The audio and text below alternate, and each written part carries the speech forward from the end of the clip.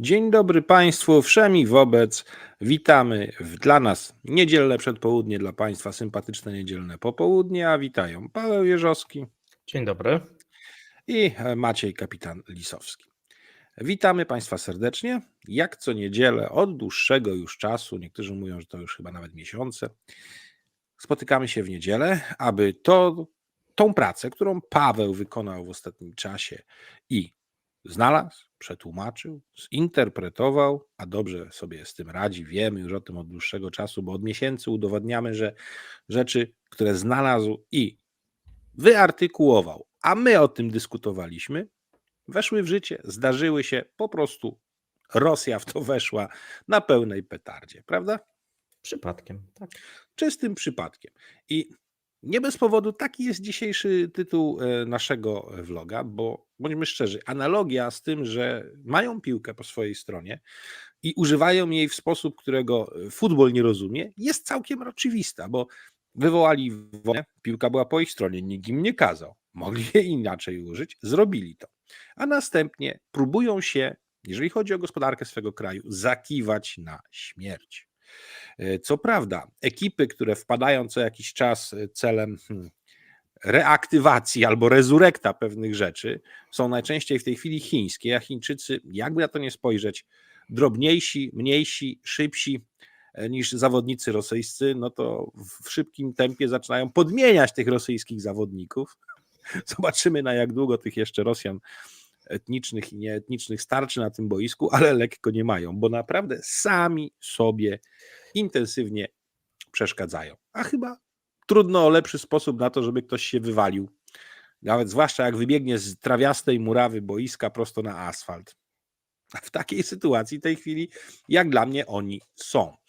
Pawle, skoro już to fajnie złapałeś, to mamy jak zwykle ranking od 10 do 1, a jeśli się będzie Państwu podobało, przy czym dzisiaj lekko nowatorska kolejny raz formuła, to ponieważ ten vlog leci po południu na obydwu naszych kanałach, to mam nadzieję, że też dacie znać, jak to dla Was wygląda. Mam nadzieję, że będzie fajnie.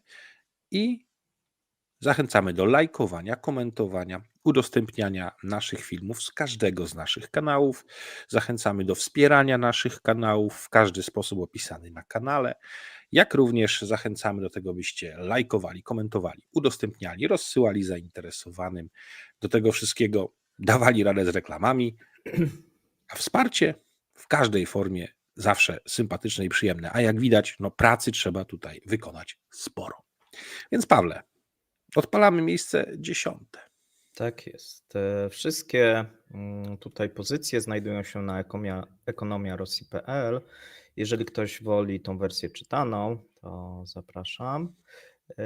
Będziemy też pewnie niedługo, Maćku, próbowali uruchamiać wersję naszych filmów z napisami. Zobaczymy, kiedy to nastąpi, ale coś takiego się szykuje. Tak, dostaliśmy nawet fajną adres strony, która jest w stanie nam takie rzeczy Tak, musimy pomóc, tylko to technicznie opanować ogarnąć. i znaleźć chyba na to chwilkę czasu. To ostatnie zwłaszcza. Tak, zapraszamy również do oglądania tych rzeczy, które ostatnio na naszych kanałach się pokazywały. Wczoraj był, tutaj zareklamuję, dosyć ciekawy live, do którego się przygotowywałem dosyć długo. Tutaj widzicie, jak to mniej więcej wygląda. Jeżeli ktoś będzie miał jeszcze dzisiaj chwilę czasu na spacerze popołudniowym czy poniedziałkowym dojeździe do pracy, to również może obejrzeć, jak i również materiały Maćka, które ostatnio nagrywał. Natomiast teraz przejdźmy sobie do tego miejsca 10. Po miejsce 10 trochę takie nietypowe jak na nasze zestawienie. Dużo mówiliśmy na temat RBI, czyli Raiffeisen Bank International, czyli tego austriackiego międzynarodowego banku, który do tej pory szykował się do wyjścia z Rosji. Tak, rozmawialiśmy na ten temat, już zrezygnował z szyldów reklamowych, czyli nie przedłużył reklam na fasadach budynków. Natomiast okazuje się, że ostatnio odbyło się spotkanie Amerykanów i tutaj był urzędnik do spraw sankcji, Mamy w tym momencie takie 2 departamenty, które zajmują się sankcjami. Jeden to jest w Departamencie Skarbu i drugi w Departamencie Sprawiedliwości, o czym będziemy mówili sobie, bo to jest nowość od jakiegoś czasu, o czym będziemy mówili sobie na miejscu pierwszym. Natomiast w przypadku Austriaków były osoby w tym momencie z Ministerstwa Skarbu, które nakłaniały albo wręcz pozwalały Austriakom prowadzić i zostać w Rosji w ramach działalności pożyczkowej, natomiast jako warunek została postawiona pełna kontrola i transparentność transakcji. Zaraz. Czyżby to była twoja sugestia, że pozwolą Raiffeisenowi działać tylko po to, by mieć pełny wgląd we wszystko, co się dzieje za pośrednictwem Raiffeisena i robić follow the money? Tak. Hmm. Tak to wygląda, wiesz.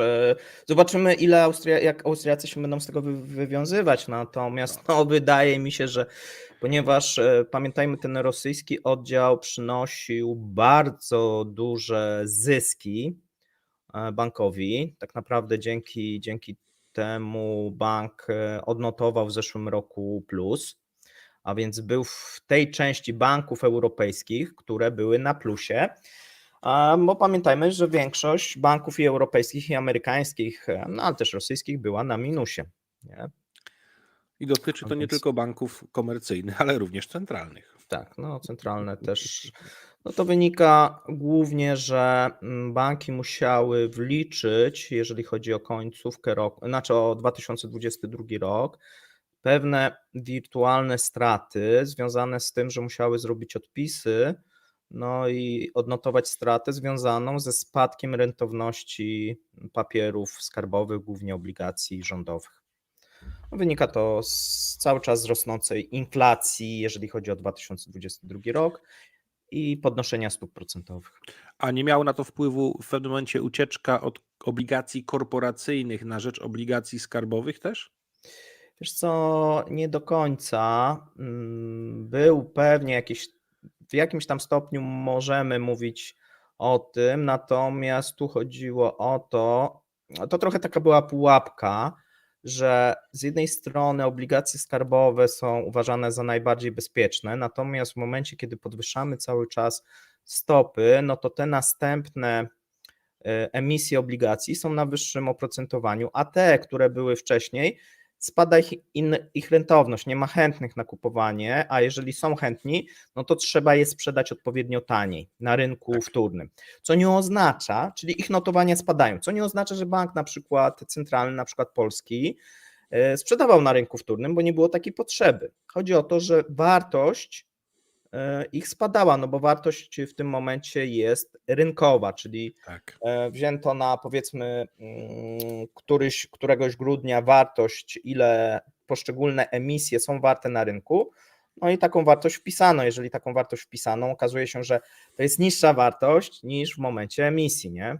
Więc Czyli są to pewne rzeczy memoriałowe, które tak. Na koniec, w momencie, kiedy jest wykup tychże obligacji, może oczywiście wyglądać inaczej, więc to Będzie jest... wyglądać inaczej. W przypadku banków centralnych na pewno. W przypadku firm, tak jak było właśnie tych banków, które upadały, wyglądało to inaczej, bo te firmy miały tak duże problemy z płynnością, mówimy o amerykańskich bankach, że musiały sprzedawać obligacje skarbowe, żeby zapewnić dostęp do gotówki klientom.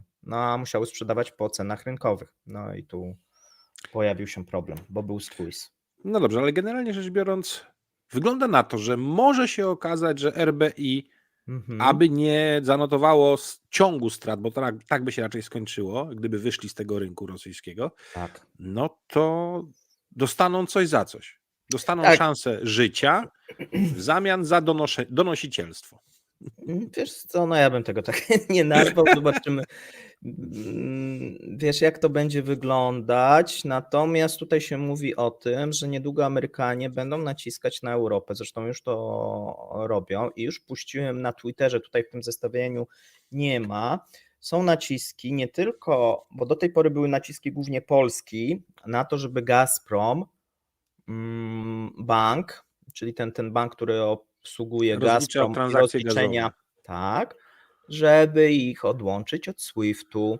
No i wiesz, pomysł jest z grubsza taki, że wszystkie banki będą odłączone, rosyjskie, od komunikacji z Zachodem, będą odłączone od SWIFT-u poza RBI.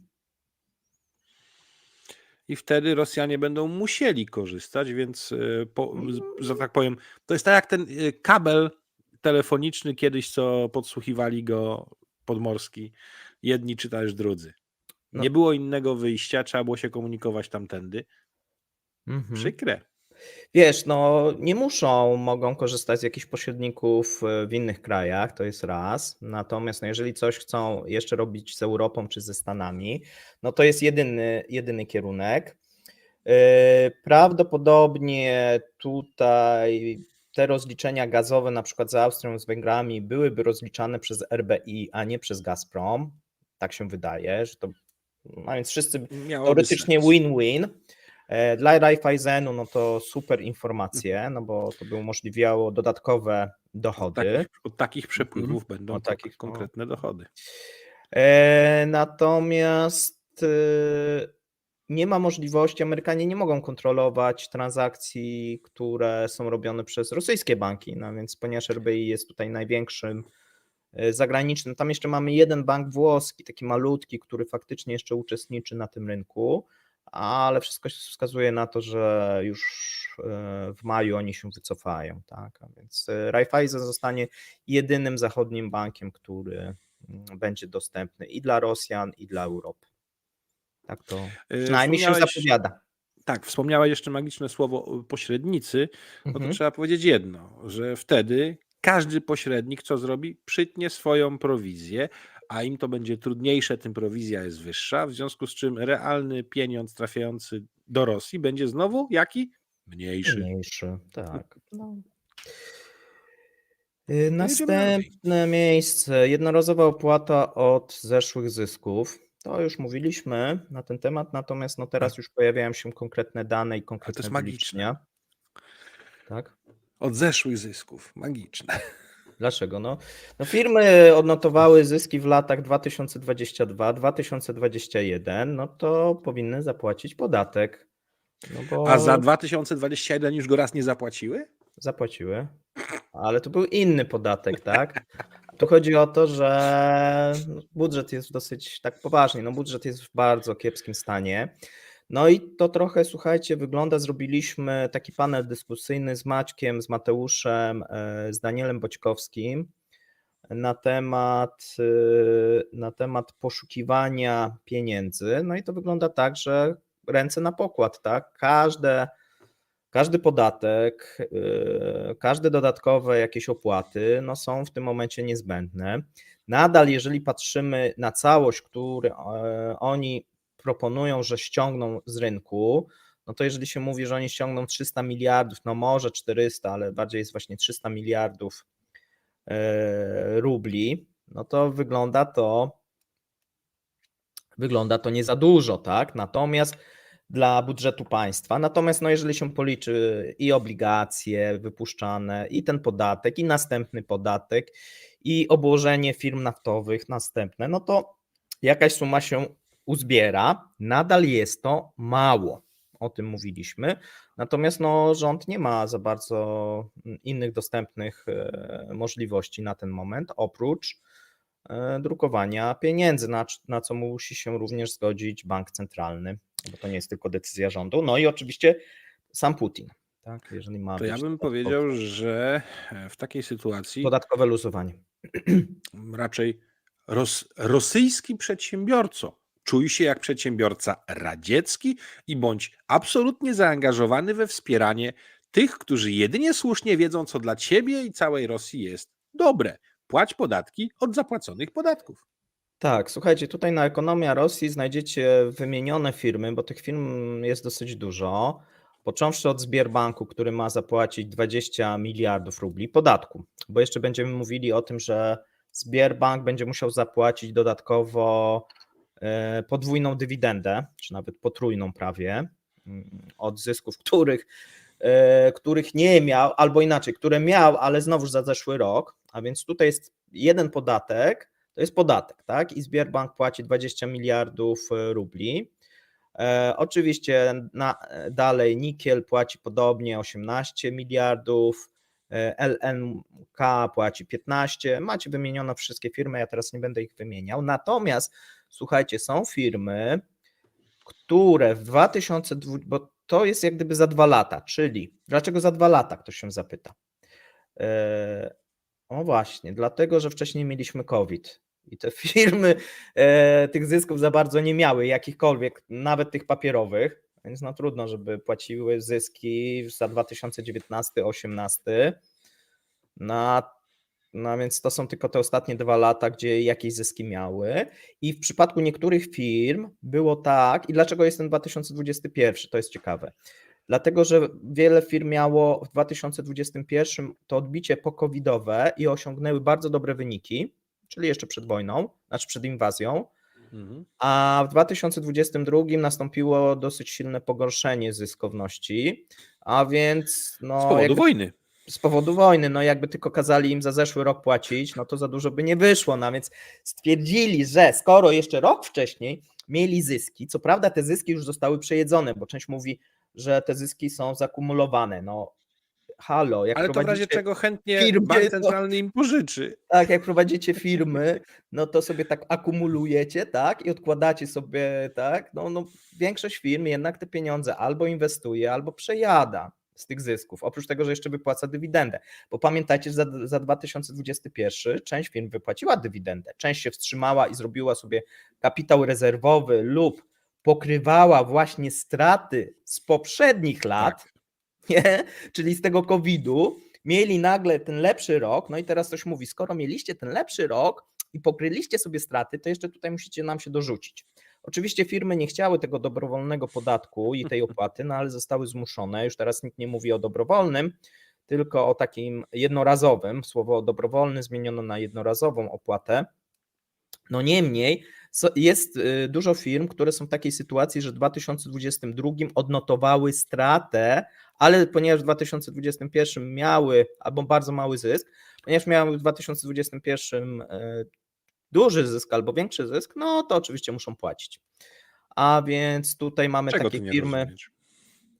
jak na przykład bank FTB, tak, on jest w dosyć tragicznej sytuacji, dlatego że to jest jeden z banków, który w zeszłym roku przekroczył te stany alarmowe według banku centralnego, były takie 4 banki i FTB był na tej liście,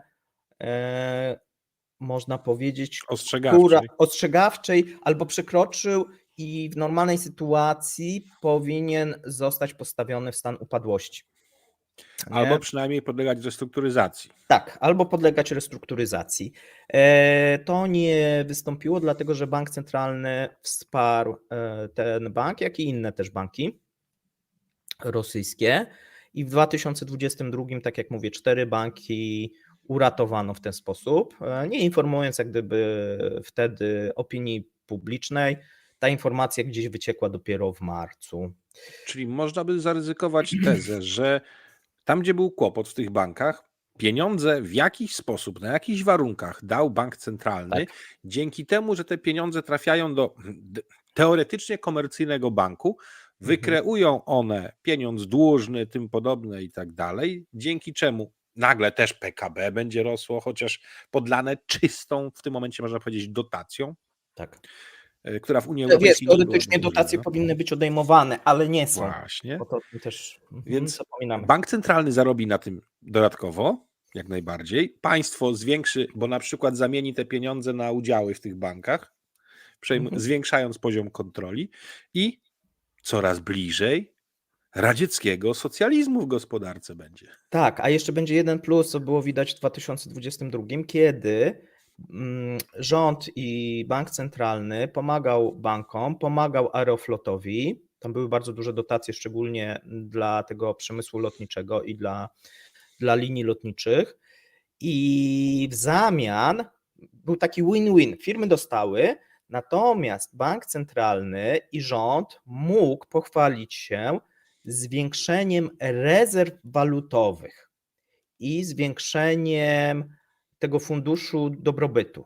Dlaczego? No właśnie. Dlatego, i to jest ciekawe, i o tym wszyscy jak gdyby, szczególnie nasi ci geopolitycy i eksperci zapominają, bo oni sobie wpisali, że zwiększył się pakiet kontrolny w Aeroflocie na przykład i Sberbanku, jeszcze tam w kilku mniejszych.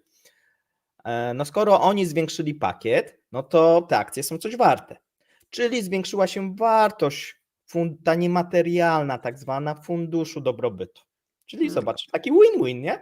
Firmy dostały dotacje, w zamian rząd zwiększył pakiet kontrolny nad tymi firmami, mógł wykazać się zwiększeniem funduszu dobrobytu, no i super wygląda. Nie? I jeszcze tak, te pieniądze zasadniczo teoretycznie będą musiały wrócić z powrotem kiedyś do banku centralnego, a już dodatkowo zarobi budżet państwa na podatku od tych pieniędzy, które z banku centralnego trafiły do tych przedsiębiorstw gospodarki. Tak, bo teraz ile wyniesie może powiedzmy ten podatek? Ten podatek wyniesie 10% nadwyżki zysku ponad kwotę za lata 2019, czyli za lata 2021-2022 10% od zysku. Ale czekaj, sam powiedziałeś wcześniej, że w czasie COVID-u 18, 19, nawet 17 rok, generalnie wszystko było prawie, że poniżej zera, czyli ze stratą. To generalnie nie ma firmy, która uniknie zapłacenia tej różnicy, bo przedtem nie mieli zysku, a teraz jest.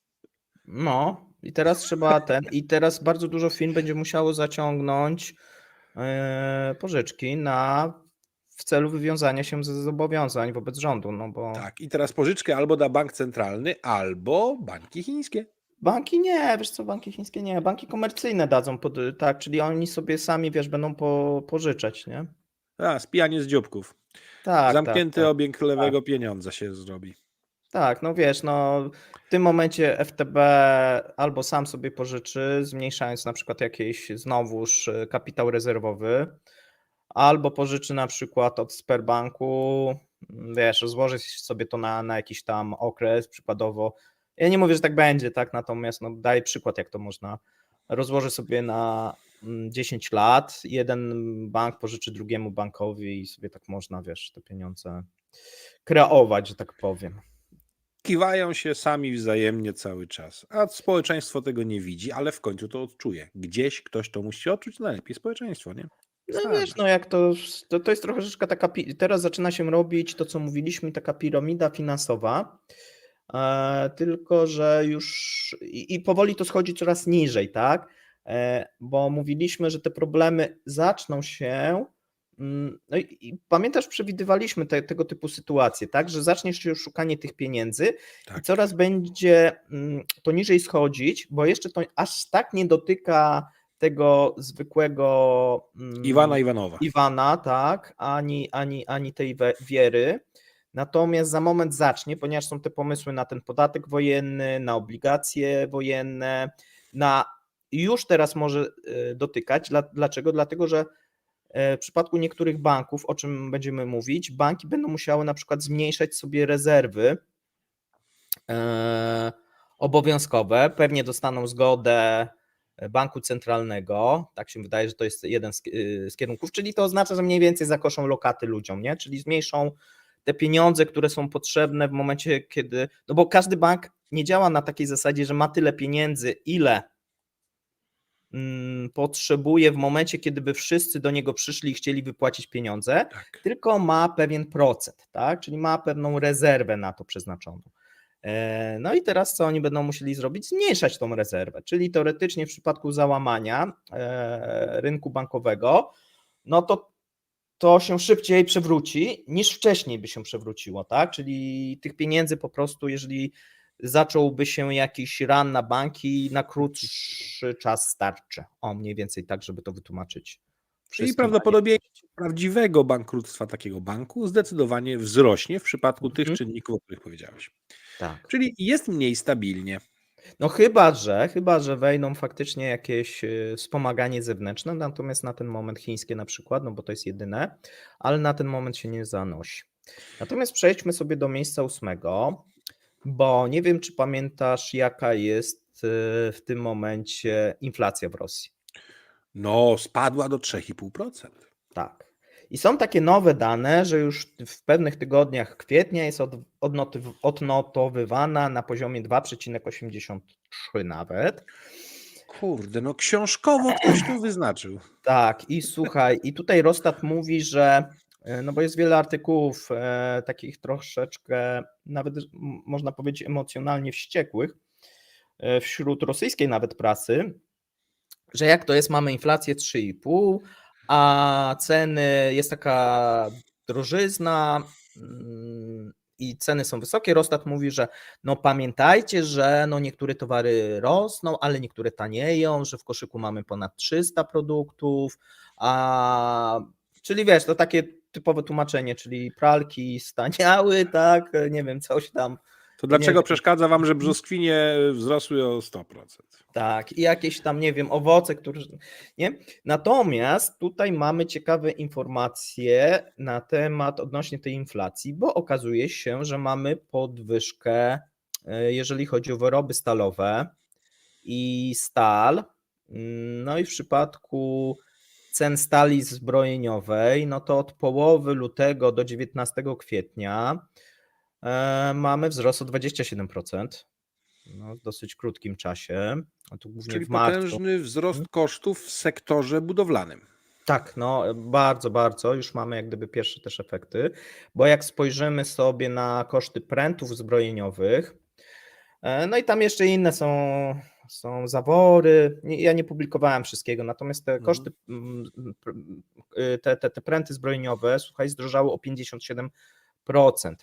No i oczywiście, jak się czyta tą rosyjską prasę, no to rząd przekonuje, że od 2018 to nie jest aż tak duża podwyżka, no bo były momenty, kiedy w 2018, 2019 i 2020 one nawet taniały, nie? No i tylko, że tu problem jest tak, że one w przeciągu miesiąca, wiesz, tak zdrożały o 57%, nie?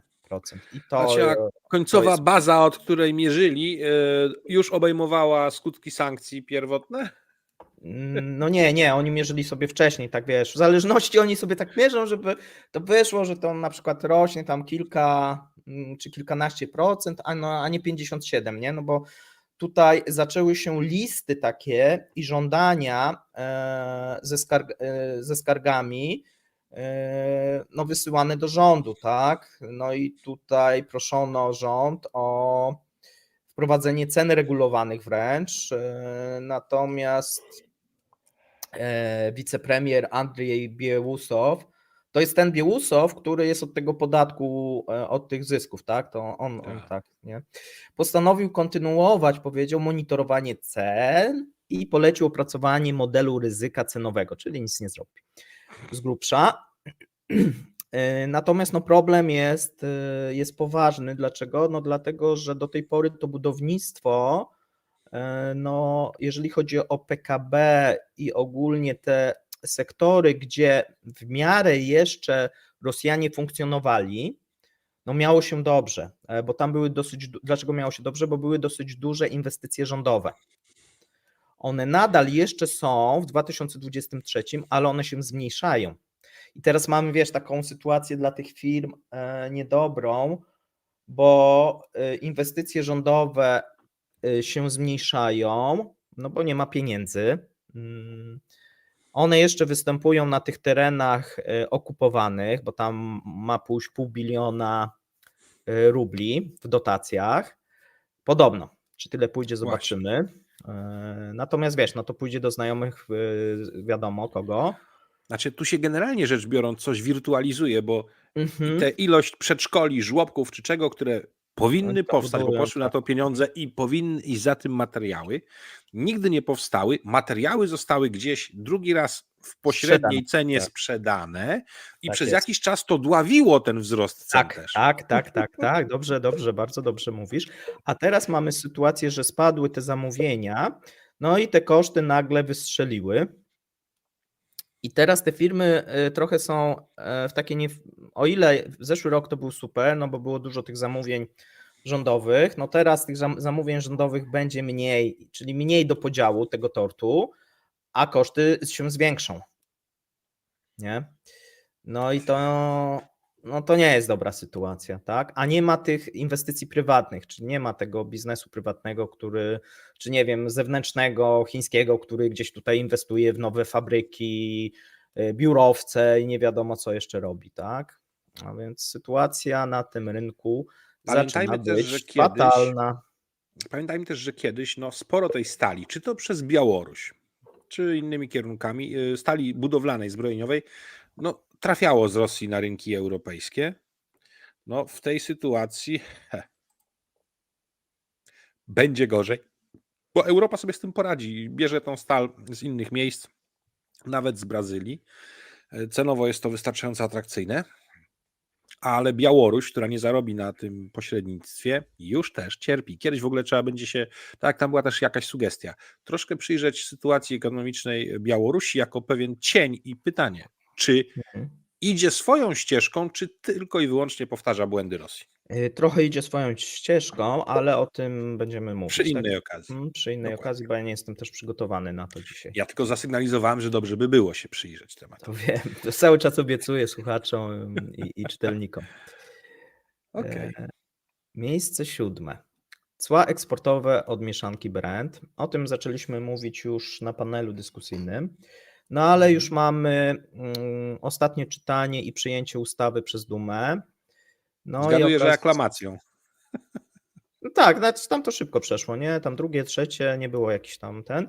Tam tylko była kwestia, ponieważ ja pierwotnie mówiłem, że oni chcą ustalić już bez tego okresu przejściowego i to się zmieniło. Ma się pojawić jednak okres przejściowy, ale on ma tylko być przez miesiąc, bo to ma wejść od 1 czerwca, czyli od 1 czerwca Rosja będzie płaciła, firmy naftowe będą płaciły cła eksportowe od mieszanki Brent minus 28 za baryłkę, a od lipca mieszanka Brent minus 25, czyli tak jak jest w przypadku MED. Oni to przyspieszyli, bo w przypadku MED jest tak, że w tym momencie oni mają płacić, MED to jest ten podatek od kopalni, jest tam kilka podatków, są 3 takie główne podatki, tak? Podatek od kopalin, AIT czy ATT, taki podatek, który się 4 razy w roku płaci, on nie jest jakoś bardzo duży,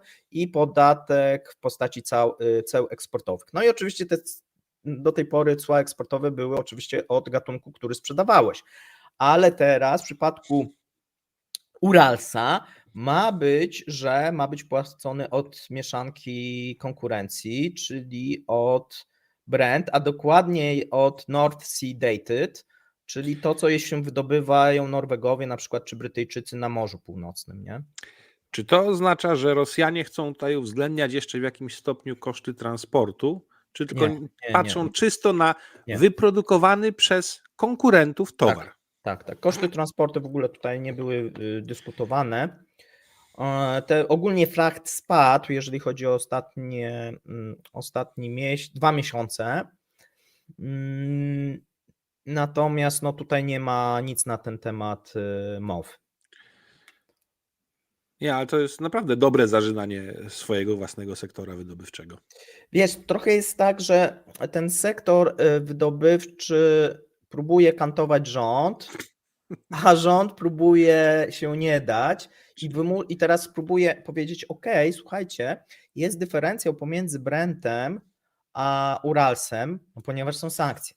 Ale to nie jest nasza wina, zróbcie tak, żeby dogadać się teraz z Chińczykami i z Hindusami, żeby oni płacili więcej, bo jak się nie dogadacie, to i tak zapłacicie podatek wyższy. A więc może się jednak dogadajcie, nie? To jest jak gdyby wina rządu, no bo sankcje są dlatego, że rząd prowadzi i reżim prowadzi wojnę, natomiast tutaj tym przegranym w jakimś tam stopniu są te firmy naftowe, nie? No bo czyli tak, mniej kasy dostają. My wiemy, że wy nas okłamujecie. Tak. Wy wiecie, że my okłamujemy was, ale to my jesteśmy silniejsi, wobec czego nasze kłamstwo jest mocniejsze, więc lepiej zapłaćcie, bo inaczej oberwiecie. No Why i not? tak zapłacicie, i tak zapłacicie. No i teraz oczywiście rząd się, tak jak mówiłem, ostatnio się zakiwał z tym. Dlaczego? Dlatego, że w przypadku MED była sytuacja taka, że rząd zgodził się, żeby w kwietniu to było ropa Brent minus 34. W lipcu ma być minus 25, ale to mamy tak dochodzić Tak. do tego. I ostatnio mówią o korekcie tego, ale jeszcze ta korekta nie weszła na czytanie w Dumie, bo tam firmy naftowe rzucają kłody pod nogi tym posłom i próbują to opóźnić, bo to wiadomo, że wejdzie, tylko pytanie jest od kiedy. I teraz wynika z tego, że przez to, że został ten nowy mechanizm w przypadku MET-u, to firmy naftowe zapłacą mniej niż wbrew pozorom byłoby to bez tego podatku. Nie? I rząd jest tam, można powiedzieć, że wściekły, że to tak mniej więcej wyszło, no bo został okiwany. Ale tu jest znowuż taka odpowiedź rządu, tak, że no skoro nas tak wystawiliście, no to za moment my będziemy chcieli znowuż te reguły zmienić, w trakcie gry oczywiście, nie? No, żeby nie było, tak? Swoją drogą jesteś firmą i co miesiąc rząd ci zmienia, no może w Polsce też czasami się tak zdarza, no ale nie aż chyba tak, że co miesiąc rząd zmienia reguły podatkowe, tak? Jak ty masz cokolwiek przewidzieć, jak w tym miesiącu jest tak, w następnym tak, a w następnym może będzie jeszcze inaczej. No. A co to daje jednocześnie rządowi? Gwarancję tego, że spora ilość firm nie zdąży dostosować się do nowych rzeczy i będzie podstawa do czego? Do kontroli, czyli system terroru państwowego się włączy, żeby na wszelki wypadek, nic nie gadając, po prostu płacili, a potem się zastanawiali, jak to ująć w papierach. Tak, tutaj też mamy takie wyliczenie, ja go podawałem jakiś czas temu, czyli na 15 kwietnia ta średnia, jeżeli chodzi o Uralsa, od 15 marca do 15 kwietnia, uwzględniając rabaty te chińskie, hinduskie, mamy cenę 50, tam jeden z kawałkiem, powiedzmy 52. W marcu to było 40, niecałe 48, a więc tutaj mamy tą różnicę $4, a więc nie jest do końca tak, że średnio, tak jak tu się mówi, że średnia sprzedawana ropa przekracza ten pułap cenowy. Na ten moment nie przekracza, natomiast zdarzają się oczywiście, i o tym sobie Pojedyncze też loty. pojedyncze loty, głównie spotowe. Dlaczego? No dlatego, że dużo kontraktów jest albo długoterminowych, albo średnioterminowych, głównie z Indiami, z Sinopeciem i z Chinami też. No i oni mają trochę oni nie tylko, znaczy kierują się w wycenie, ile mają zapłacić. To nie jest tak, że biorą cenę giełdową spotową, tylko to jest taki pewien wzór, że cena ta spotowa coś waży, ale żeby przeciwdziałać właśnie jakimś takim skokom, no to żeby firmy, powiedzmy hinduskie czy chińskie, płaciły w kontraktach średnio czy długoterminowych cenę powyżej tego pułapu, to ta cena za Urals musiała przez kilka miesięcy utrzymać się na wyższym poziomie. No i wtedy tak. Wtedy tak, bo to się jak gdyby na przykład bierze średnią z ostatnich 3 miesięcy, nie? No i dlatego teraz, wbrew temu, co się mówi, bo tutaj jest też takie niezrozumienie, skoro mamy dużo kontraktów średnioterminowych i długoterminowych, no to tam na przykład bierze się tą cenę z ostatnich często 3 miesięcy, nie? Tak. Do wyliczenia pewnych rzeczy. No a jak z ostatnich 3 miesięcy, to mamy grudzień, styczeń, luty, marzec. No i gdzie cena spotowa była niska, dlatego ja ciągle mówię, że ta poprawa gdzieś sytuacji mogłaby nastąpić dopiero w drugiej połowie roku, jeżeli ceny tego Uralsa przez jakiś dłuższy okres byłyby wyższe, bo wtedy można wziąć tą cenę uśrednioną. Nie wiem, czy to dobrze wytłumaczyłem, mam nadzieję, że tak. Znaczy, no, zjawisko inercji jest jasne. Zjawisko to, jak wyglądają średnie, których się używa do wyliczania tego wszystkiego, też jest jasne. No i trzeba wiedzieć, kontrakty średnio i długo, czyli dominująca masa, a kontrakty spotowe, czyli te na mniejsze rzeczy, na mniejsze ilości, na just in time, na tu, na teraz. Tak. I to jest miks tych wszystkich zależności. No i to chyba jest zrozumiałe dla wszystkich. Znaczy to jeszcze powiedzmy, bo to czasami mówimy, te kontrakty spotowe to są kontrakty na dzisiaj, tak? Czyli Tak. z dostawą, no mogą być też kontrakty, nie wiem, na przyszłe tam miesiące, natomiast no to są kontrakty, które mówimy na dzisiaj, możemy Ci dostarczyć, znaczy wziąć cenę z dzisiaj i dostarczymy Ci na przykład w przeciągu miesiąca tą ropę. nie? Ja dam jeszcze inny I przykład. tu przychodzi ktoś z ulicy, jaka dowolna firma i to jest takie, tak jakbyśmy weszli na stronę, to jest ta cena giełdowa, nie? I chcesz, możesz kupić, kupujesz i nic ciebie nie interesuje, tak? Żadnych tam dodatkowych kontraktów nie musisz podpisywać, tak? A ja dam jeszcze inny przykład. Właśnie akurat na branży nawozów sztucznych. Jest gaz teraz w takiej cenie. Produkują cały czas, bo mają klientów, którzy odbierają na przykład 100 000 ton i tyle jest produkcji. Ale pojawiło się takie coś, że nagle koszty surowca spadły, chwilę więc kupili więcej i wyprodukowali dodatkowe 10 000. I w tym momencie 100 000 im schodzi, ale zostało im 10, mają wyprodukowane i teraz patrzą, jak to dobrze sprzedać, a ktoś, jeśli w tym momencie szuka, to się spotykają, maczują się, jak to się mówi, i na spocie w krótkim momencie, tu i teraz, cena może mocno odbiegać, bo przy dużo niższej cenie produktów wsadowych może się okazać, że sprzedażą to nawet poniżej ceny tego, co produkują standardowo. Ale to jest na tu i na teraz.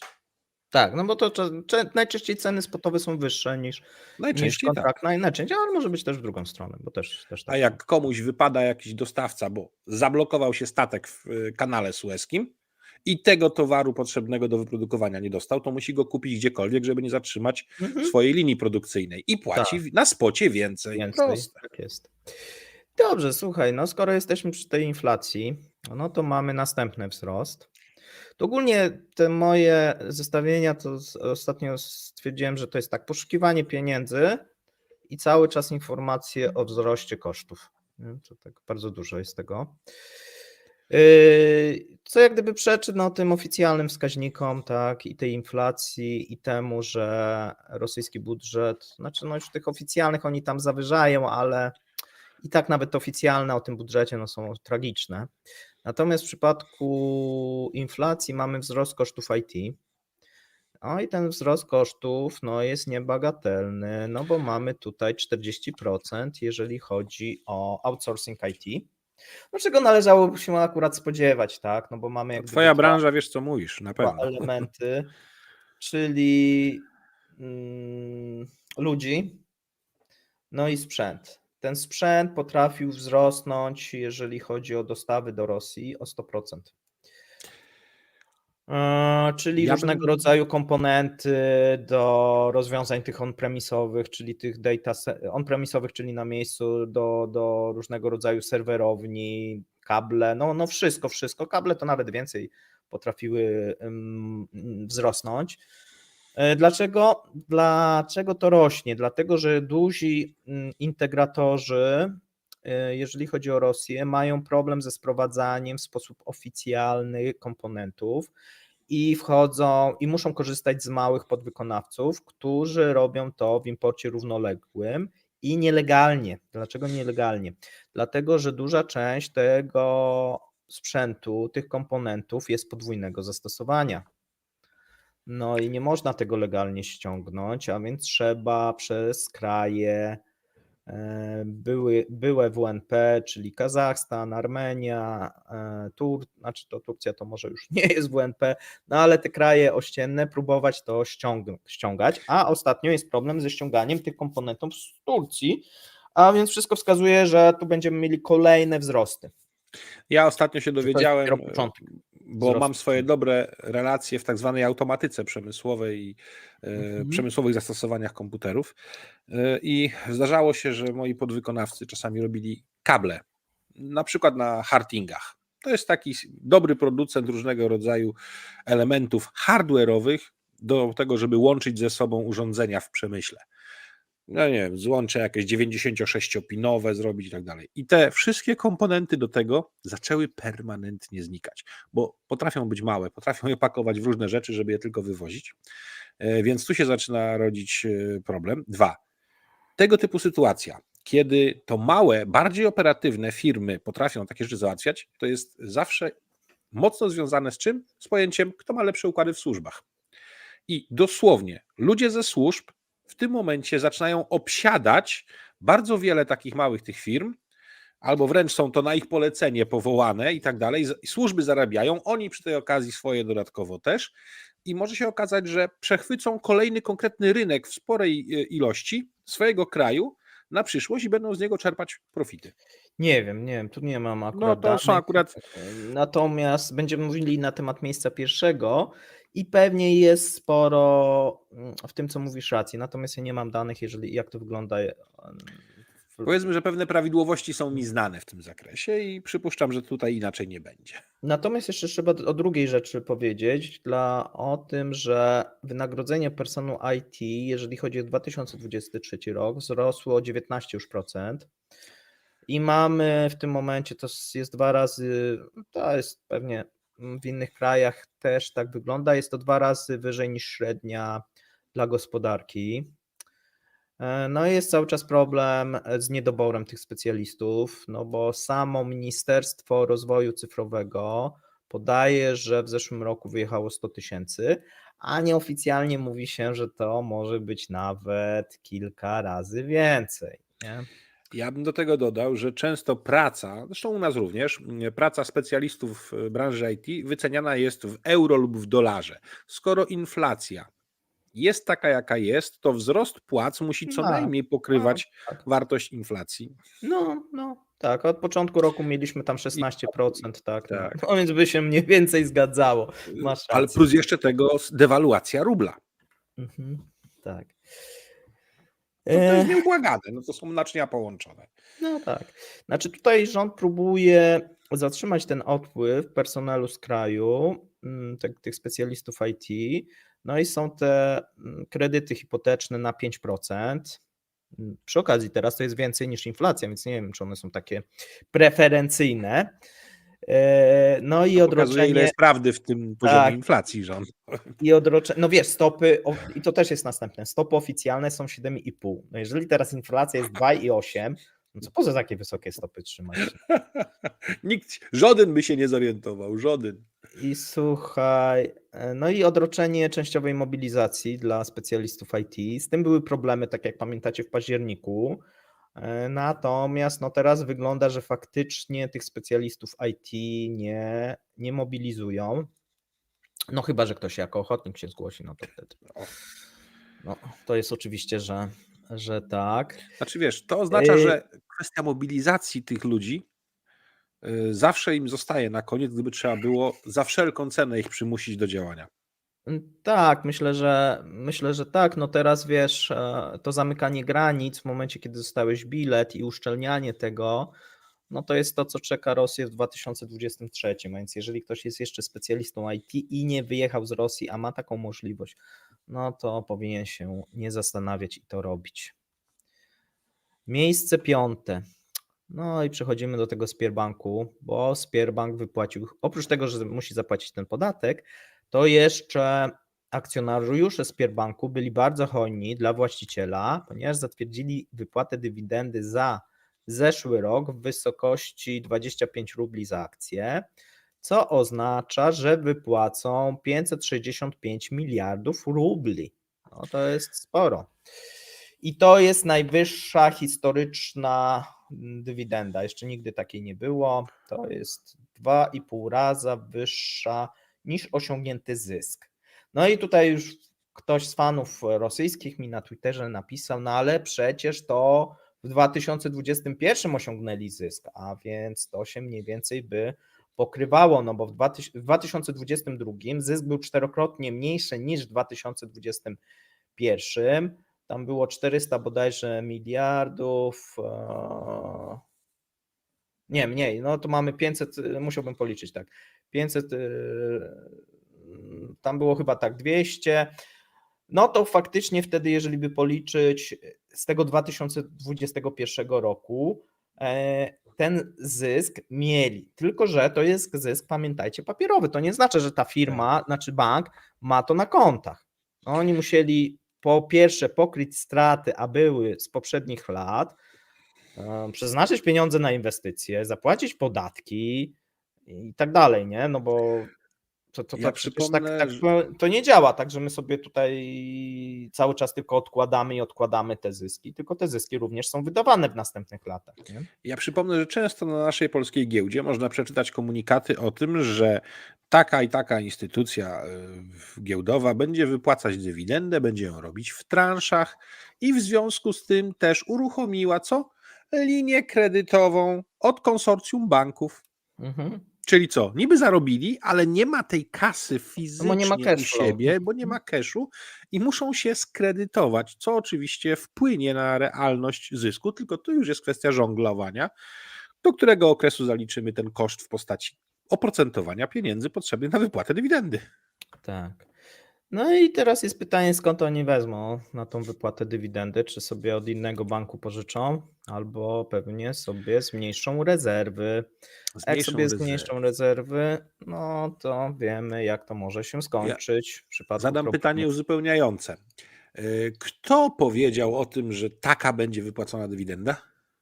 Minister finansów, Niech pomyślę. Siłona. Komercyjny bank. Owszem, udział Skarbu Państwa tego kraju, jakim jest Rosja, jest w tym wszystkim, no ale to mówi o tym minister, no to kurde, no to po co w ogóle ta farsa cała z tym, że jest to bank komercyjny? No powinni od razu mówić, że państwo żąda i tak ma być.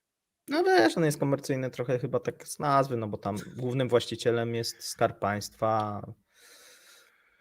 No i większość teraz, no to tak wygląda, że komercyjne są w tym momencie, ale to w takiej bardzo wąskim jest kilka firm, takie wąskie grono tych oligarchów, a reszta no są już jakieś ma państwowe udziały. Krótko mówiąc, dla fanów rosyjskiej gospodarki dajemy do przemyślenia, jak to wygląda, co to jest, czym to się je i czy aby na pewno wiedzą, czemu kibicują. No i słuchaj, i teraz mamy no znowuż takie no niedobre informacje, czyli kurczące Och, się budżety regionów i to może być jeden z większych problemów i zapalnik no, na ten rok, który może nawet spowodować, że wojna może się gdzieś zatrzymać, albo no będą duże trudności z prowadzeniem tej wojny. Dlaczego? Dlatego, że rosyjskie regiony zgłaszają gwałtowny spadek ściągalności podatków. Pamiętasz sobie, mówiliśmy albo na panelu, albo tydzień temu o tym, że Ministerstwo Finansów i Rozwoju żąda od regionów, żeby zwiększyć ściągalność, oczywiście. a oni zgłaszają, że jest mniej. Czyli czyja jest wina? Regionów. Regionów. No tak. No, za słabo ściągają, tak. No i tutaj mamy sytuację, ten gwałtowny spadek, on się pojawił no wtedy, kiedy zaczęliśmy o tym pisać, czyli pierwsza połowa roku, no to były wzrost 2022, czyli mieliśmy gwałtowny wzrost o 45%, a od drugiej połowy rozpoczął się spadek minus 30 na początku, a potem było minus 40, a teraz się mówi, że już jest ponad minus 50, jeżeli chodzi o spadek przychodów, jeżeli chodzi o podatek dochodowy, no bo oni dostają część tego podatku dochodowego, a tam i to mamy regiony, które mają ponad minus 30%, a jeżeli chodzi o podatek dochodowy, słuchaj, no to tam mamy spadek 20 chyba 5, albo musiałbym spojrzeć, albo dla całego kraju ten uśredniony, albo minus 30, nie? Czyli mamy regiony, gdzie to mamy ponad 50% spadku dla tego budżetu regionalnego, nie? Mniej więcej wiesz, czy to są te regiony bardziej, nie wiem, rolnicze, Różnie. nieurodzajne, Nie, bez rolnicze nie. surowców? Tam mamy tak, Krasnojarsk, Murmańsk, Hakasy, Kemerowo, tak, to są te takie główne. Czyli tam jest jakiś I przemysł, Kielce, tak. Tak, no tam ale nie ma często, wydobycia surowców. tak, tam często, gdzie były i firmy na przykład te zachodnie się wycofały, natomiast no, tych regionów będzie przybywać w tym roku, wszystko na to wskazuje, no i to będzie, wiesz, stanowiło duży problem, bo one wystąpiły teraz, wiesz, to trochę jest takie właśnie kiwanie, tak, one wystąpiły do rządu, dodatkowe dotacje, a rząd wystąpił do nich o zwiększenie ściągalności podatków. Kto ma lepsze argumenty? No rząd, ale nie do końca, Ale ma bo jeszcze pałki swoich policjantów. na razie tak, ale wiesz, jeżeli te pałki w większości są zaangażowane na Ukrainie, No To to akurat mówiąc pałki, wiedziałem co mówię, chodzi o resort spraw wewnętrznych, bo mm, nawet ta Rosgwardia, która się przesunęła, żeby tam bardziej pilnować, dalej jednak została w tych regionach i milicjanci, policjanci też są, więc to armia tylko jest na Ukrainie w no, większości ale faktycznie. wiesz, ci policjanci są opłacani z budżetu często też tych I to i regionalnych, nie? właśnie, i to jest ciekawe, bo to by korespondowało z tym, co mówiłem ja na temat Tatarstanu, że No, nagle się okazało, jak przyjechała komisja, żeby wyrzucić szefa administracji, tak, że nie do no, końca posłuchali Moskwy, tak? no właśnie, wiesz, więc to tak na ten rok, znaczy na pewno na następny to na pewno, ale na ten rok wydaje się, że już te pierwsze problemy zaczną się, no bo wiesz, to też jest tak, że w gestiach tych regionów jest wypłata różnego rodzaju też socjału, tak, i różnych rodzaju też dodatków i tam też lecą te transfery dla tych weteranów. No, powiem Ci szczerze, że to wygląda źle. Ja To sobie jest punkt zapalny patrzę, możliwy. ja sobie patrzę, ile tam był ten spadek tych dochodów średnich, ale chyba mniej więcej tyle co powiedziałem, tak. Eee, a, a, a. No dobrze, słuchaj, a więc teraz tak. Mamy następny punkt. No i ten punkt był już przez Mateusza puszczany na Twitterze. Natomiast troszeczkę tutaj więcej być może danych umieścimy, ponieważ wydatki budżetowe w trzecim tygodniu kwietnia, czy to ostatnie już bardzo, bardzo ostatnie dane, przyspieszyły wydatki do 118 miliardów rubli dziennie, co jest dosyć dużą zmianą, bo wcześniej to było w marcu około 70 miliardów dziennie. Styczeń, luty to było około powiedzmy tam 100 miliardów, a więc tu mamy znowuż przyspieszenie po takim chwilowym odpoczynku, jeżeli chodzi o te wydatki. I tak patrzę, czy to przypadkiem nie koresponduje z realnym poziomem inflacji bardziej. No, koresponduje, tak, tak. Ministerstwo Finansów, słuchaj, podało, że według tego zaginionego elektronicznego systemu budżetowego, czyli tego jednolitego systemu, no to dochody wyniosły mniej więcej na połowę kwietnia, wyniosły 5,3 biliona rubli, to jest około 50 miliardów dolarów. Natomiast deficyt, a wydatki to było 10 ponad, czyli słuchaj, no wydatki 100 miliardów dolarów. To już robi wrażenie, nie? To już robi wrażenie. To jest tak mniej więcej, oni na cały rok 30 chcieli, nie? Czyli już tak dosyć szybko, No, za moment będą mieli połowę, nie? Wszystko wskazuje przy takim tempie, czyli powiedzmy tam już w maju będą być może mieli nawet połowę.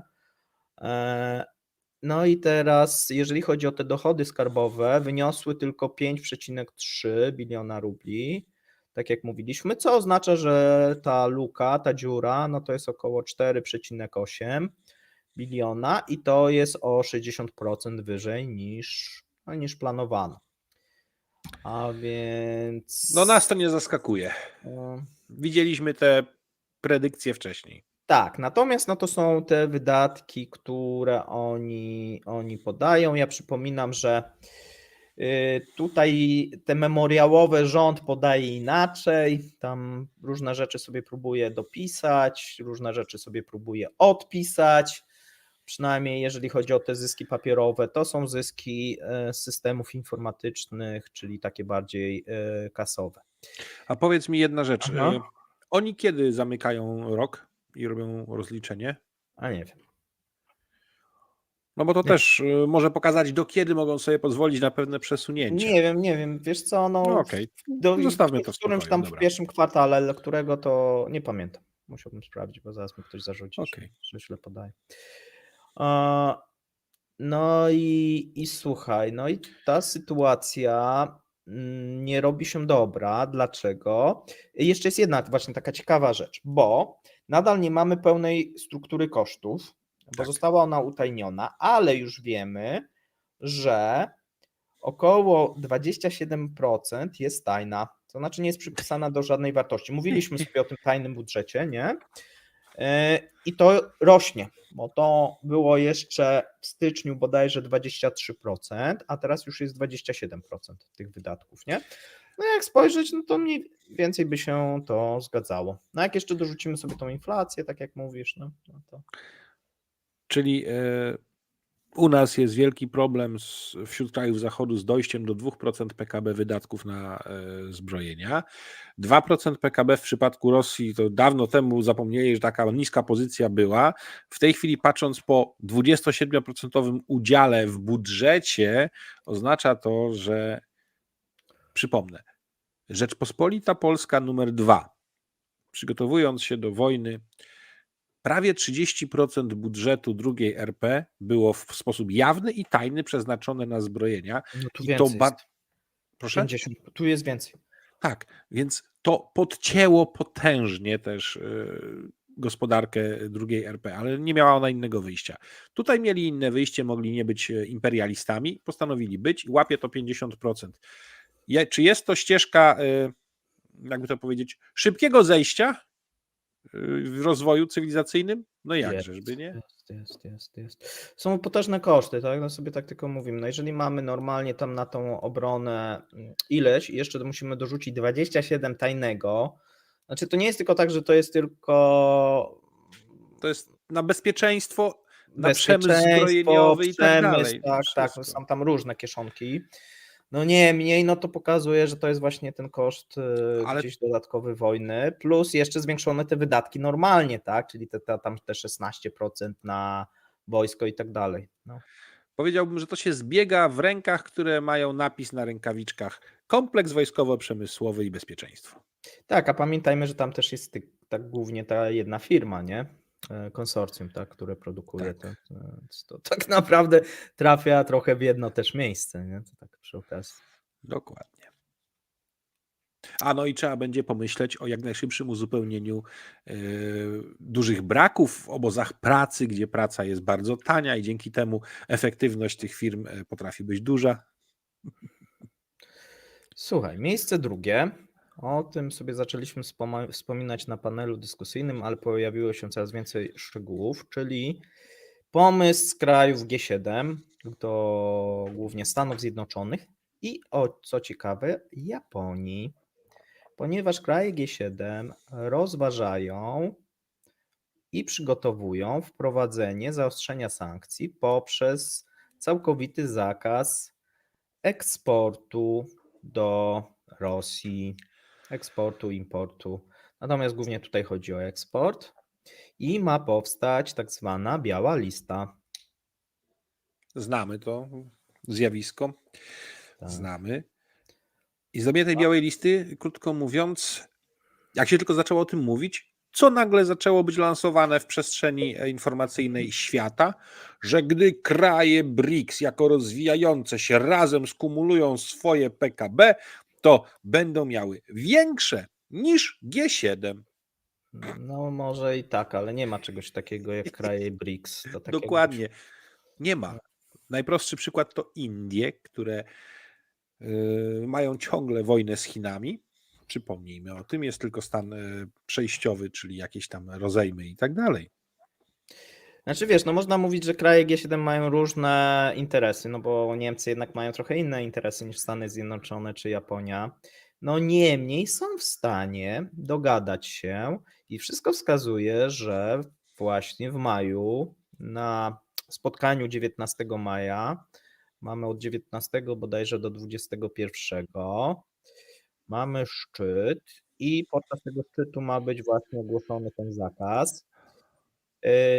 Oczywiście największym problemem są kraje Unii Europejskiej, no bo tutaj Unia Europejska występuje jako uczestnik tego szczytu. Natomiast Unia Europejska jeszcze będzie musiała to wewnętrznie wdrożyć. Już pojawiają pomysły, żeby do tej białej listy próbować z różnych krajów różne rzeczy dopisywać, nie? Bo na ten moment to ta pierwotna wersja, jeżeli chodzi o Stany Zjednoczone i Japonię, miała uwzględniać jedynie leki i rolnictwo, i produkty rolne. No ale wiesz, prawda jest jedna. G7 bardzo szybko przełoży to wszystko na efekty rozmów z G20, czyli Mhm. rozszerzone forum tego wszystkiego. Ja tutaj nie widzę żadnych hamulców w tym zakresie, więc Znaczy nie, no hamulcem będzie, wiesz, jak u nas to będzie, wejdzie na obrady Komisji Europejskiej, no to będą Węgry, które będą mówiły, a może jednak nie, bo my jesteśmy przeciw. Będą Włosi, którzy coś tam będą mówili, a może dopiszmy coś tam, nie? Niemniej wydaje się, że w jakiejś formie to będzie wdrożone. Być może znowuż Unia Europejska będzie próbowała jakieś dodatkowe wyjątki sobie będzie jakaś inercja, ale to zapewnić. w końcu wejdzie. Ale w końcu wejdzie, tak? Czyli to trochę, ja wczoraj właśnie o tym mówiłem, to jest taka reguła takich drobnych uderzeń sztyletowych, czyli za każdym razem, zobacz, jest taka sztylet, szpilka i ta Rosja cały czas krwawi, To jest też to, gospodarczo. co kiedyś i ja, i Mati wspominaliśmy. Śmierć tysiąca cięć. I to tak wygląda. Nawet jeżeli się okaże, że coś zostanie gdzieś tam przez Unię Europejską, no to jeżeli popatrzymy, ostatnio były publikowane na przykład dane, ile Unia Europejska kupuje produktów naftowych na ten moment i surowej ropy, a ile kupowała w zeszłym roku. I tak jak gdyby ze wszystkim, no tutaj ten handel osłabia się, Rosja to przerzuca na handel z Azją, natomiast ten handel z Azją już nie jest tak opłacalny.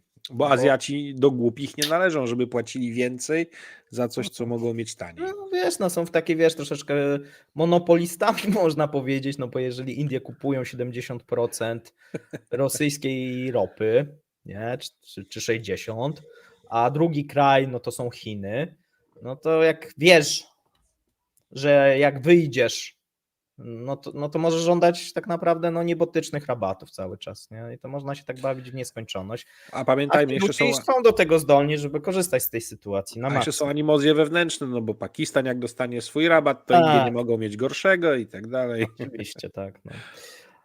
No i to dotyczy też wszystkich towarów, tak? Taką samą sytuację mamy na węglu, tak? No i w drugą stronę mamy odwrotną sytuację, no bo skoro zobacz, co się dzieje właśnie, ten wzrost uzależniania od Chin. No tutaj winna jest, jak niektórzy fani mówią rosyjskiego miru, że no to jest winna jest Unia Europejska, natomiast no efekt jest taki, że ten handel, no te towary trzeba skądś sprowadzić. No to teraz się sprowadza z Chin. No różnego rodzaju, to mówiliśmy, komponenty, maszyny i tak dalej, no co powoduje, że Rosja się uzależnia tak, od Chin. No i znowuż, tak, no mamy teraz sytuację taką, że mamy jeden kraj i kilka firm, które mają w Rosji pozycję dominującą. No i jeżeli mają pozycję dominującą, no to co? No nie będą tego wykorzystywać?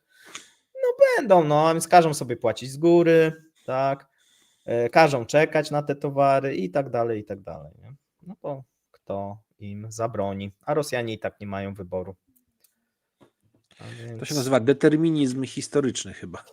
A więc moim zdaniem te koszty na ten moment, znaczy to jest jakiś absurd, tak, no bo koszty wojny są tak olbrzymie, że nawet jeżeli by wziąć pod uwagę, że Rosja zdobyłaby tą Ukrainę, w porównaniu z jakimi kosztami teraz musi się mierzyć, na ile lat i zachwiana jest stabilność w ogóle imperium i tego państwa i przyszłość przyszłych pokoleń, no nie wiem, dla mnie to jest jakiś obłęd, który obecnie obserwujemy. No ale może niech to trwa, tak? Zobaczmy, bo przejdźmy sobie do miejsca pierwszego, bo ono jest ciekawe. Ja specjalnie umieściłem go na podium. Dlaczego? Dlatego, że to przeszło w ogóle bez echa, a myślę, że jest bardzo ważne, Znaczy, bo wiesz, amerykański... zależy u kogo bez echa, bo my już mówiliśmy o tym, że amerykański Departament Skarbu wysyła kontrolerów w świat. Tak, ale teraz mamy Departament Sprawiedliwości. A to już jest niebezpieczna mieszanka, bo prawo Więc, amerykańskie... Co wiesz, ze skarbu już było to kto się rozlicza tam z tych podatków w Stanach, to tam wie, że tam mogą ścigać się prawie wszędzie. Tam mało jest krajów, gdzie mamy, że tak powiem, możemy się czuć bezpieczni, ale jak amerykański Departament Sprawiedliwości do nas się dorwie, to ci powiem, że to już zaczyna być ciekawie. Dlaczego? Dlatego, że ten amerykański Departament Sprawiedliwości ściga jedynie federalne przestępstwa. Nie? A co to są federalne przestępstwa? Nie? Czyli mamy tak, narkotyki, mamy terroryzm, no a jeszcze tam kilka pewnie dojdzie, natomiast dochodzi łamanie sankcji, tak? Łamanie sankcji, mamy specjalną, słuchaj, grupę dochodzeniową pod przewodniczącym Andrew Adamsem, ona została powołana dosyć niedawno. No i oni zajmują się wdrożeniem sankcji. Jak sami mówią, w tym momencie zmieniają punkt ciężkości w walce z obchodzeniem tych sankcji, ponieważ kontroli mają być poddane w szczególności firmy pośredniczące w różnych częściach świata. A tu jest To jest potężny ciekawe. wachlarz tych pośredników, bo można pośredniczyć na różne sposoby przecież. I dodają, podczas gdy amerykańskie i zachodnioeuropejskie, ten pan Adams mówi, na briefie tak mówił, czy konferencji, podczas gdy amerykańskie i zachodnioeuropejskie banki są stosunkowo dobrze przestrzegają sankcje, są miejsca, to jest ciekawe, nie, że tam w Stanach są miejsca na świecie, w których ta kultura nie istnieje. Jednocześnie odmówił podania konkretnych firm czy osób i regionów, na których obecnie skupiają się śledczy. Czy ja mogę? Według mnie bliskowschodnie banki, wschodnioazjatyckie banki, to co najmniej 2 pewniaki do tego, żeby je spróbować przetrzepać. A po miłości prezydenta Luli brazylijskiego uważam, że również coś się znajdzie w Ameryce Łacińskiej. No i teraz tak, kto ma być poddany kontroli? Nie, to oczywiście niektórym się to nie podoba, tak, sposób działania Amerykanów, no ale niestety, słuchajcie, tak jest, że Departament Sprawiedliwości nie przejmuje się, że on ściga jakichś tam przestępców, bo według nich to są teraz przestępcy, tak, powiedzmy w Brazylii, w RPA czy w Turcji, tylko po prostu on ich będzie ścigał, nieważne, że tam to są inne kraje. No i teraz, słuchaj, wygląda to tak, że mają być poddane i przyjrzy się ta grupa działalności zarówno firmom prywatnym, doradcom inwestycyjnym, funduszom hedgingowym, bankom, firmom prawniczym, prywatnym, zarządzającym majątkiem,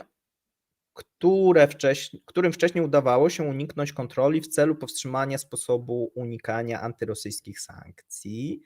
I dodatkowo będą przyglądały się wykorzystaniu kryptowalut do maskowania transakcji związanych z towarami objętymi sankcjami. Czyli już Czyli wiemy, wszystkie te przelewy na lewo, to co Rosjanie robili, te różnego rodzaju FSB, te takie kanty przestępcze, no wszystko to ma być podlegać właśnie dochodzeniu.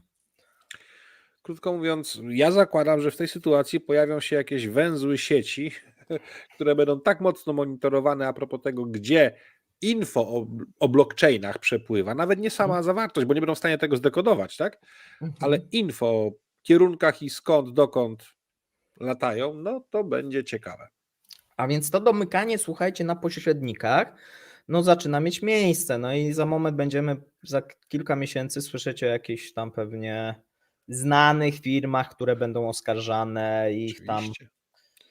I pamiętajcie, to jest jako przestępstwo, tak? To będzie ścigane jako przestępstwo, a nie Ministerstwo Skarbu, które tam trochę co innego próbowało osiągnąć, tak? To jest jak gdyby dosyć istotna rzecz. Ja zakładam, że jeszcze prawdopodobnie zastosują takie kryterium. Jeśli działasz na rynku amerykańskim, a zwłaszcza jesteś notowany lub twoje papiery na giełdzie nowojorskiej, to albo zdejmujesz majtki, albo wypad z giełdy.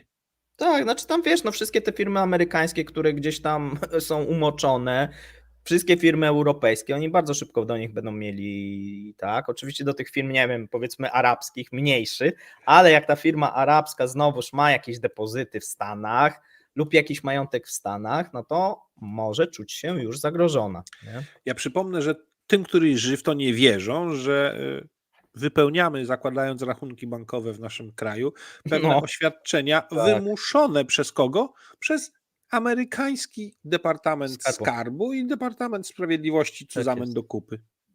My No. w Europie, nie mając A nic jak wspólnego nie osobiście. wypełnimy, to może nam zostać konto zablokowane, nie? Czyli Oczywiście.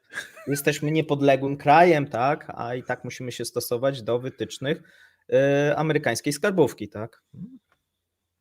A więc słuchajcie, Więc tak to wygląda niestety. wróżę No, sukcesy taką, Amerykanom. Wbrew pozorom wróżę sukcesy. tak, bo wiesz, no bo oni trochę też czekali, aż Europejczycy to jakoś próbują ogarnąć, no ale Europejczycy, jak widać, nie mogą się nadal doszukać na przykład tych zamrożonych rezerw, bo zamrozić to firmy pośrednie zamroziły, ale nie chcą ujawnić, do kogo należą, no, z Tak. wiadomych względów. No Ale wiesz bo co? Jest też taka stara zasada budowania osiedli w Niemczech. Budują osiedle, budują budynki, ludzie się wprowadzają i nie ma chodników. Mhm. I Tak, patrzą tak. przez jakiś Zgodzę. czas, którędy ludzie chodzą, jak wyglądają ścieżki, i dopiero wtedy budują tamte chodniki, gdzie ma to sens, bo ludziom jest wygodnie. A nie, że zaplanowane wcześniej, a ty człowiek sobie potem chodzisz inaczej przez błoto, bo ci wygodnie. No i teraz słuchaj, połącz to miejsce pierwsze z tym miejscem 10, no i trochę widać, że to jest jakiś plan. Tak, to jest większa zagrywka i przypuszczam, że kilka think tanków czysto ekonomicznych poproszonych o konsulting musiało się wypowiedzieć na ten temat w odpowiedni sposób, a że stać amerykańską administrację na zatrudnianie całkiem sporej liczby całkiem kumatych ludzi, są tego efekty. Czy próg cenowy się sprawdził na ropie? Sprawdził się. Różne mechanizmy, które zostały w ostatnich miesiącach wprowadzone i jeszcze mają tak zwaną zasadę ewaluacji, czyli regularnie co jakiś czas się sprawdza, czy to działa, a jeśli nie, to czym uzupełnić, albo jak to zrobić, żeby było szczelniejsze. Uważam, że to ma szansę sukcesu. Tak. No dobrze, słuchaj, to No i tyle, jeżeli chodzi o przebiegliśmy się przez wszystko, naszą więc listę. tak, i szanowni państwo, naprawdę, Rosjanie biegną z piłką, kiwają się, wywracają, co jakiś czas zaryją głęboko, prawda, w murawę, ale ciągle próbują. Ale zdecydowanie kto na tym najbardziej cierpi? No ich własna działalność gospodarcza i to pojęcie kłopotu schodzi od tych największych firm, schodzi coraz bardziej w dół. Mhm. Czyli indywidualna wręcz działalność gospodarcza zwykłych Rosjan też na tym ucierpi. Co się przełoży w końcu na świadomość tego, że jednak jest bardziej wojna niż specjalna operacja. Tak, bo teraz wchodzimy w taką następną fazę, myślę, że tak od połowy roku, że ta wojna, czy końca tego Q2, drugiego kwartału, ta wojna zacznie w końcu dotykać, znaczy ona już dotyka zwykłych Rosjan, ale zacznie tak ekonomicznie dotykać zwykłych Rosjan. To, o co zawsze się pytają słuchacze, tak? Czyli kiedy Rosjanie zaczną odczuwać efekty sankcji. No już w tym roku, myślę, że w połowie tego roku. Dlaczego? No dlatego, że nie ma pieniędzy w budżecie. No skądś te pieniądze trzeba wziąć, a najłatwiej jest jednak wyciągnąć z kieszeni obywateli. Dokładnie, a dodrukowanie pieniędzy siłą rzeczy zawsze spowoduje zwiększenie tempa inflacji. Mhm.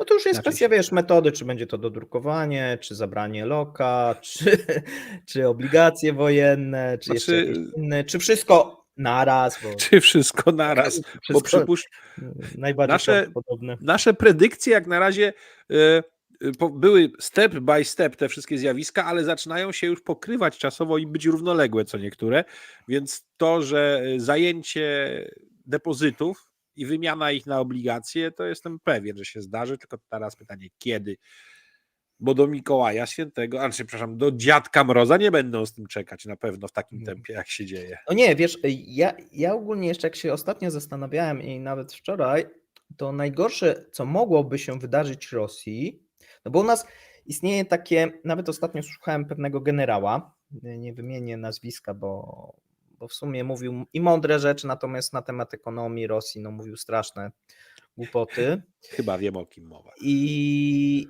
to sobie po programie możemy opowiedzieć. Natomiast on mówił, że Rosji zależy, żeby jak najdłużej ten przeciągnąć konflikt. I że Rosję stać właśnie ekonomicznie, żeby prowadzić tą wojnę, a Zachód to nie i tak dalej, i tak dalej. No słuchajcie, moim zdaniem jest odwrotnie i o tym też wczoraj mówiłem. No Rosja ponosi olbrzymie koszty prowadzenia tej wojny. Jedynie większe ponosi Ukraina. Tylko że Ukraina jest częścią jak gdyby nie sama, tak?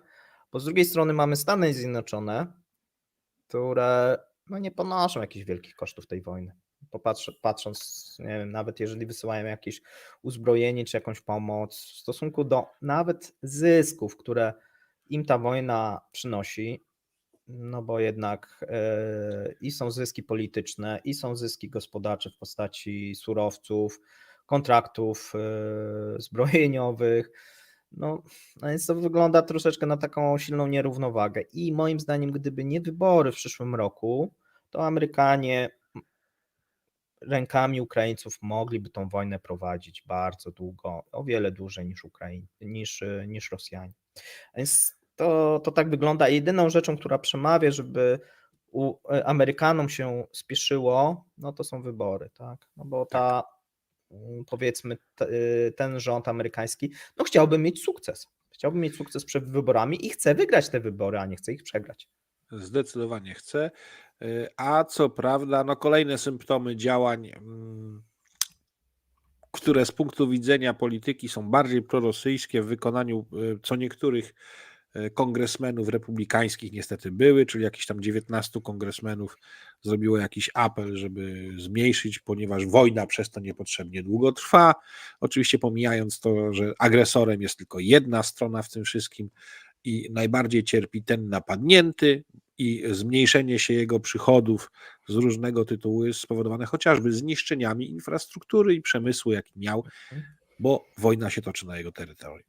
I gdyby pozwolono Ukrainie przenieść tą wojnę na terytorium rosyjskie w takim wykonaniu masowym poprzez ataki wojsk lądowych, też mogłoby to inaczej wyglądać, a jednak Ukraina ciągle trzyma się pewnych wytycznych w tym zakresie, aby nie wchodzić z wykorzystaniem broni zachodniej na terytorium, które przed wybuchem wojny było terytorium państwa rosyjskiego.